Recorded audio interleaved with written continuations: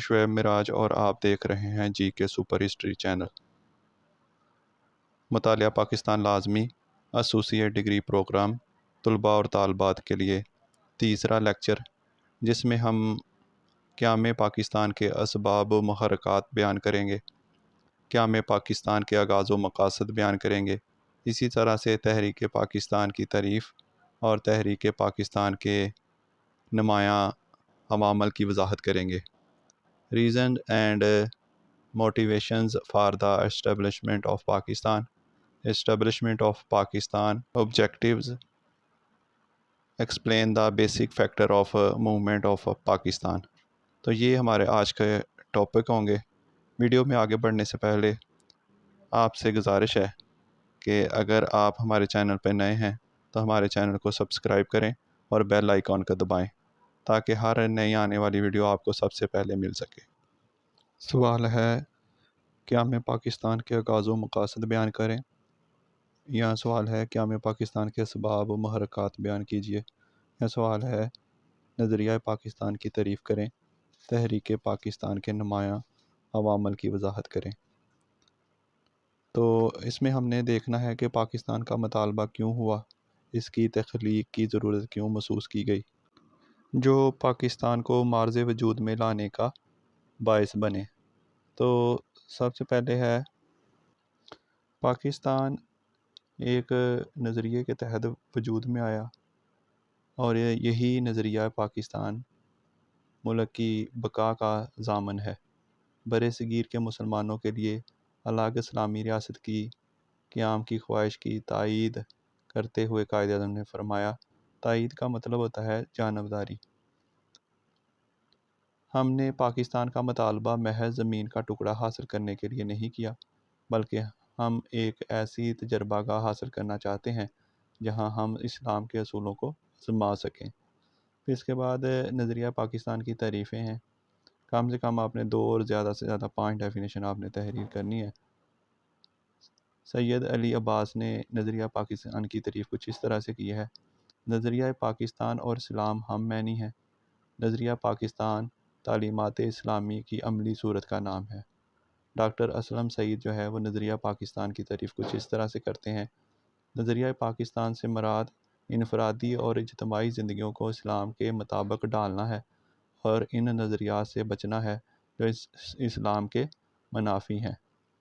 پھر علامہ علاء الدین صدیقی نے نظریہ پاکستان کی تعریف اس طرح سے کی ہے کہ نظریہ پاکستان سے مراد سرزمین پاکستان پر اسلامی نظام کا نفاذ ہے۔ تو اب ہم وہ وجوہات دیکھیں گے، وہ محرکات دیکھیں گے، وہ اسباب دیکھیں گے جس کی وجہ سے ہمیں جو ہے وہ پاکستان جو ہے وہ ہم جو ہے وہ پاکستان بنانے پر مجبور ہوئے۔ تو اس کے بعد سب سے پہلا پوائنٹ ہے 2 قومی نظریہ۔ تو 2 قومی نظریہ کیا ہے کہ برصغیر میں 2 الگ الگ نظریات کی حامل 2 جو قومیں ہیں، ہندو اور مسلمان جو ہیں وہ قیام پذیر تھیں۔ مسلمانوں کا الگ قومی تشخص کہتے ہیں، شناخت جو تھی، مسلمانوں کی الگ شناخت تھی۔ وہ ہر لحاظ سے ایک مکمل قوم تھے، اس لیے ان کا حق بنتا تھا کہ جن علاقوں میں وہ اکثریت میں ہیں وہاں اپنی پسند کا سیاسی نظام لائیں اور باحثیت قوم وہ اپنا جداگانہ وجود قائم رکھیں۔ اس لیے مسلمانوں نے برصغیر نے الگ وطن کا مطالبہ کیا۔ تو یہ سب سے پہلا پوائنٹ تھا جو قیام پاکستان کے اسباب اور محرکات کا تھا۔ پھر اس کے بعد دوسرا پوائنٹ ہے جنگ آزادی۔ جنگ آزادی 1857 میں جنگ آزادی ہندوؤں اور مسلمانوں نے مل کر شروع کی تھی، یعنی دونوں نے جو ہے وہ کوشش کی تھی کہ وہ انگریزوں سے چھٹکارا حاصل کریں، لیکن جب ہندوؤں کو جنگ آزادی ناکام ہوتی ہوئی دکھائی دی تو وہ مسلمانوں کو میدان جنگ میں اکیلا چھوڑ کر انگریزوں سے جا ملے۔ ہندوؤں کے اس طرز عمل کو دیکھ کر مسلمانوں کے دلوں میں یہ احساس پیدا ہوا کہ ہندو مسلمانوں کے کبھی دوست یا خیر خواہ نہیں ہو سکتے۔ ان حالات کو دیکھتے ہوئے الگ مسلم ریاست کے قیام کا مطالبہ ضروری تھا۔ تو یہ بھی ایک اسباب تھا جس کی وجہ سے جو ہے وہ قیام پاکستان کا جو ہے وہ مطالبہ کیا گیا۔ اس کے بعد تیسرا پوائنٹ ہے فرقہ وارانہ فساد۔ مطالبہ پاکستان کے محرکات میں ایک بڑی وجہ فرقہ وارانہ فسادات بھی تھے۔ ہر سال کئی جانیں ہندو مسلم فسادات کی نظر ہو جاتی تھیں۔ مسلمانوں کی تعداد کم تھی، جبکہ ہندو تعداد میں زیادہ ہونے کی وجہ سے زیادہ منظم تھے اور وہ اپنی انتہا پسند تنظیموں کے ذریعے مسلمانوں کا قتل عام کرواتے تھے۔ ان حالات میں دن بدن اضافہ ہوتا جا رہا تھا، لہٰذا الگ مسلم ریاست کا مطالبہ شدت اختیار کرتا گیا، جہاں مسلمان پرامن فضا میں اپنی زندگی گزار سکیں۔ پھر اسی طرح سے ایک وجہ جو ہے وہ کانگریسی وزارتیں بھی تھیں۔ کانگریسی وزارتیں جو ہیں ان کا دور جو ہے وہ 1937 سے 1939 تک کا ہے۔ تو ہندوؤں کے کئی لیڈر اور تنظیمیں اپنا بنیادی مقصد آزادی کے بعد رام راج کے قیام منصوبہ بنائے بیٹھے تھے۔ رام راج کا مطلب ہوتا ہے ہندوؤں کی بدترین، متعصبانہ، آمرانہ اور تنگ نظرانہ حکومت۔ 2.5 سالہ کانگریسی وزارت عہدے نے مسلمانوں کی آنکھیں کھول کر رکھ دی تھیں۔ 1937 کے عام انتخابات نے کانگریس نے واضح اکثریت حاصل کر کے برصغیر کے 7 صوبوں میں کانگریسی وزارتیں قائم کی تھیں۔ تو وہ 7 صوبے کون سے تھے؟ ان میں مدارس، بمبئی، بہار، اڑیسہ، یو پی، سی پی اور سرحد جو ہیں، ان 7 صوبوں میں جو ہیں وہ اپنی وزارتیں جو ہیں وہ قائم کر لی تھیں۔ کانگریسی وزارتوں کے دوران ہندوؤں نے اپنی بھرپور تنگ نظری اور متعصبانہ ذہنیت کا مظاہرہ کیا۔ کانگریسی وزارتوں نے برصغیر میں مسلمانوں کے سیاسی، معاشرتی اور معاشی حقوق کو بری طرح سے کچل کر پورے ہندوستان میں رام راج نافذ کرنے کی کوشش کی۔ چنانچہ اس رام راج سے بچنے کے لیے بھی مسلمانوں نے پاکستان کا مطالبہ کیا۔ کانگریسی وزارتوں نے مسلمان بچوں کو واڈا اور وردیا مندر اسکیم کے ذریعے ہندو مت میں رنگنے کی بھرپور کوشش کی۔ وردہ اسکیم جو ہے یہ کیا تھی؟ وردہ اسکیم ایک تعلیمی منصوبہ تھا جس کا مقصد مسلمان بچوں میں اسلامی تہذیب و تمدن اور ان کے الگ اسلامی تشخص کو ختم کر کے ان کو وطن پرستی اور متحدہ ہندوستانی قومیت کے لیے ذہنی طور پر تیار کرنا تھا۔ اس کے بعد ہے وادیا مندر اسکیم۔ وادیا مندر اسکیم کے تحت جو ہے وہ کانگریس نے اسکولوں کو مندر کا مقام دے کر ہر اسکول میں ایک مورتی رکھ دی تھی۔ بچے جب اسکول آتے تو وہ پہلے مورتی کی پوجا کرتے۔ اسکول کے ہندو اساتذہ مسلمان بچوں کو مورتی کی پوجا کرنے پر مجبور کرتے۔ اس اسکیم کا بنیادی مقصد مسلمان بچوں کو ہندو بنانا تھا۔ تو اسی طرح سے گائے کو ذبح کرنے سے روکنے کے لیے قانون بنایا گیا۔ بندے محترم کو قومی ترانہ بنانے اور گاندھی کی تصویر کو پوجنے جیسے مکروہ احکامات جاری کیے گئے، جس سے مسلمانوں کی اپنی حیثیت ختم ہونے کا اندیشہ تھا۔ تعصب کی اس تصویر سے مسلمانوں کی آنکھیں کھل گئیں اور انہوں نے ہندوؤں کی مستقل غلامی سے نجات کے لیے الگ وطن کا مطالبہ کیا۔ اس کے بعد 5واں پوائنٹ ہے ہندوؤں کے معاشی اقتصال سے نجات۔ اقتصال جو ہے وہ کہتے ہیں کسی سے اس کا حق چھیننا۔ 1857 کی جنگ آزادی کے بعد مسلمانوں کو معاشی طور پر بدحال بنا دیا گیا تھا، جبکہ ہر کاروبار، ملازمت، صنعت و حرفت اور تجارت پر ہندوؤں کی اجارہ قائم ہو گئی تھی۔ یعنی ہندو جو تھے وہ سب کچھ ان کے ہاتھوں میں چلا گیا تھا۔ ہندوؤں کی موجودگی میں مسلمانوں کی خوشحالی اور معاشی آسودگی کی کوئی امید نہ تھی، چنانچہ مسلمان برصغیر نے ہندوؤں کے معاشی اقتصال سے نجات کے لیے الگ مسلم ریاست کے قیام کا مطالبہ ضروری سمجھا۔ پھر اس کے بعد ہے اردو ہندی تنازع۔ 1867 میں ہندوؤں نے بنارس سے اردو کے خلاف تحریک شروع کر دی اور مطالبہ کیا کہ سرکاری دفاتر اور عدالتوں میں اردو کو ختم کر کے ہندی زبان کے طور پر راج کیا جائے گا۔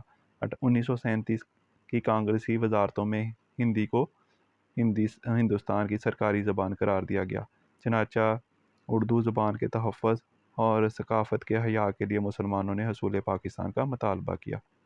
توحید کی امانت سینوں میں ہے ہمارے، اقبال کا شعر ہے، توحید کی امانت سینوں میں ہے ہمارے، آسان نہیں مٹانا نام و نشاں ہمارا۔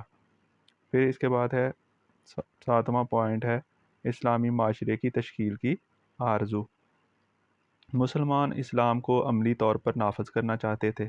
مسلم قائدین کی خواہش تھی کہ مسلم اکثریتی علاقے اسلامی نظام کی تجربہ گاہ کے طور پر حاصل کیے جائیں۔ اس کے بعد 8واں پوائنٹ ہے مسلم مفاد کا تحفظ۔ ہندوؤں نے ہر دور میں بر صغیر کے مسلمانوں کے مفاد کی بھرپور مخالفت کی۔ اردو ہندی تنازع ہو یا تقسیم بنگال، جداگانہ انتخاب کا مسئلہ ہو یا مجلس قانون سازی میں مسلم نمائندگی، ہندوؤں نے ہر اس قدم کی مخالفت کی جس سے مسلمانوں کو کوئی فائدہ حاصل ہو سکتا تھا۔ کانگریس اور ہندوؤں نے مسلمانوں کو ایک ایسی الگ ریاست قائم کرنے کا فیصلہ کرنے پر مجبور کیا جہاں وہ اپنے مفادات کے تحفظ کو یقینی بنا سکے۔ پھر اس کے بعد 9واں پوائنٹ ہے جذبہ حریت۔ حریت کہتے ہیں آزادی، خود مختاری کو۔ تو انگریزوں نے ہندوؤں کو مسلمانوں پر ترجیح دیتے ہوئے مسلمانوں سے کئی ایک بدسلوکیاں کی۔ اگرچہ 1857 کی جنگ آزادی میں انگریزوں نے مسلمانوں سے اقتدار چھین لیا، لیکن آزادی کی امنگ اور خواہش مسلمانوں کے دلوں میں موجود رہی۔ جب ہندوستان سے انگریزوں کے رخصت ہونے کے وقت قریب آیا تو اس خواہش میں مزید جوش اور ولولہ پیدا ہو گیا۔ آزادی کی اس خواہش نے مسلمانوں کو الگ مسلم مملکت کا فیصلہ کرنے میں مدد فراہم کی۔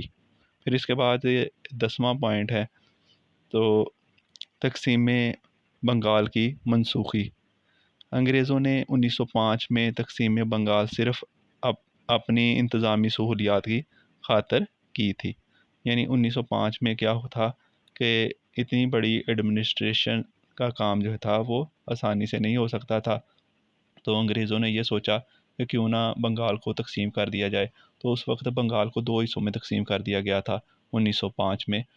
16 اکتوبر 1905 میں 2 حصوں میں تقسیم کیا گیا، ایک مشرقی بنگال اور دوسرا مغربی بنگال بنا دیا گیا۔ اس میں مسلمانوں کا فائدہ یا ہندوؤں کا نقصان نہیں مقصود تھا۔ ہندوؤں نے جب دیکھا کہ تقسیم بنگال سے مسلمانوں کو کچھ فائدے حاصل ہونے کے امکان ہیں تو انہوں نے اس تقسیم کو اپنی انا کا مسئلہ بنا لیا۔ اس کے خلاف تحریکیں جو ہیں وہ شروع کی گئیں۔ ہندو اکثریت کے دباؤ کے پیش نظر انگریزوں کو مجبوراً 1911 میں جو ہے وہ تقسیم بنگال منسوخ کرنا پڑی۔ یعنی دوبارہ سے جو ہے وہ بنگال ایک ہو گیا، مشرقی اور مغربی دونوں جو ہے بنگال کو ختم کیا گیا اور ایک ہی بنگال یعنی بنگال جو ہے کے نام سے دوبارہ سے ایک علاقہ جو ہے وہ تشکیل دے دیا گیا۔ تقسیم بنگال کی منسوخی سے مسلمانوں کے ذہنوں میں یہ بات عیاں ہو گئی کہ ہندو کبھی بھی مسلمانوں کے خیر خواہ نہیں ہو سکتے۔ اس کے بعد 11واں پوائنٹ ہے اتحاد عالم اسلام کے مرکز کا قیام۔ برصغیر کے مسلمان عالم اسلام کے اتحاد اور ایک مرکز کی تشکیل کے لیے ہمیشہ پیش رہے۔ تحریک خلافت اس کی نمایاں مثال ہے۔ ترکی سے خلافت کے خاتمے کے بعد برصغیر کے مسلمانوں کی یہ خواہش تھی کہ ایسی ریاست تشکیل دی جائے جو عالم اسلام میں اتحاد پیدا کرے اور ان کو ایک مرکز پر کھڑا کرے۔ قائد اعظم محمد علی جناح نے بھی آزادی کی اسلامی تحریکوں کی بھرپور حمایت کی۔ پھر اس کے بعد 12واں پوائنٹ ہے معاشرتی حالات۔ ہندو معاشرے میں ذات پات، رنگ و نسل کی تمیز بہت زیادہ تھی۔ مسلمان خوف زدہ تھے کہ کہیں ہندو آزادی کے بعد ان کو دوسرے درجے کا شہری نہ بنا دیں اور ان کا معاشرتی مرتبہ ہندوؤں سے کم نہ ہو جائے۔ اس طرح مسلمان آزادی سے محرومی کے ساتھ ساتھ معاشرتی طور پر ہندوؤں کا مستقل غلامی کا شکار ہو جاتے۔ مسلمانوں نے منصفانہ مساوات پر مبنی نظام کی تکمیل کے لیے الگ وطن کا مطالبہ کیا۔ 13واں پوائنٹ ہے ہندو مت کے غالبے سے نجات۔ برصغیر پاک و ہند میں جتنی بھی اقوام جو ہیں وہ آئیں وہ ہندو مت کے جو مذہب ہے اس میں گل مل گئیں، لیکن اسلام جو ہے اس نے اپنی پہچان برقرار رکھی۔ اسی وجہ سے تو ہندو جو ہے وہ مسلمانوں کے اس الگ قومی تشخص اور اسلامی تہذیب و تمدن کو مٹانے کے در پہ تھے۔ ہندوؤں نے ہندو مت کے احیاء کی بہت ساری تحریکیں جو ہیں وہ چلائیں، مسلمانوں کو ہندو بنانے کی کوششیں کی، مسلمانوں کو ان کی مذہبی عبادات سے روکا گیا۔ اسی طرح سے عید بقرہ پر گائے ذبح کرنے سے منع کیا گیا، مسلمانوں کی عبادت گاہوں کو مسمار کر کے مندروں میں تبدیل کیا گیا۔ مسلمان ہندو مت کے اس غالبے سے نجات چاہتے تھے۔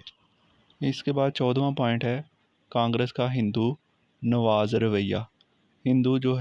کانگریس جو ہے وہ زیادہ سے زیادہ ہندوؤں کو نوازنا چاہتی تھی۔ ایک انگریز ولیم یور کی کوششوں سے 1885 میں کانگریس وجود میں آئی۔ کانگریس نے اپنے قیام کے وقت اعلان کیا تھا کہ وہ ہندوستان کی تمام اقوام کی نمایاں جماعت ہے اور وہ ہندوستان میں رہنے والے تمام اقوام کے مفاد کا تحفظ کرے گی، مگر بعد میں کانگریس کی پالیسیوں سے یہ بات سامنے آئی کہ کانگریس ایک ہندو جماعت ہے۔ کانگریس کے ہندو نواز رویے سے مسلمانوں کے سیاسی جذبات کو ٹھیس لگی اور مسلمانوں نے برصغیر کی سیاست میں اپنا نام پیدا کرنے کی جدوجہد شروع کر دی۔ پھر اس کے بعد لاسٹ پوائنٹ ہے اسلامی نظام کا قیام۔ اسلام ایک مکمل ضابطہ حیات ہے۔ مسلمان اسلامی نظام کو عملی طور پر نافذ دیکھنا چاہتے تھے۔ یہ ہندو اکثریت والے جنوبی ایشیا میں ممکن نہ تھا، اس لیے شمال مشرق اور شمال مغرب کے مسلم اکثریتی علاقوں میں پاکستان کے قیام کا مطالبہ کیا تاکہ مسلمان پاکستان کو اسلامی نظام کی ایک تجربہ گاہ بنا سکیں۔ وہ پاکستان کو پورے عالم اسلام کے لیے ایک قوت کی شکل میں دیکھنے کا خواب دیکھ رہے تھے۔ پاکستان ان کے نزدیک عالمی سطح پر اسلامی تحریک کا نقطہ آغاز تھا۔ آج کی ویڈیو آپ کو کیسی لگی؟ اپنی رائے لائک کمنٹس کے ذریعے ہمیں ضرور بتائیں تاکہ ہم اسی طرح کی مزید اچھی ویڈیو جو ہے وہ آپ کے لیے بناتے رہیں۔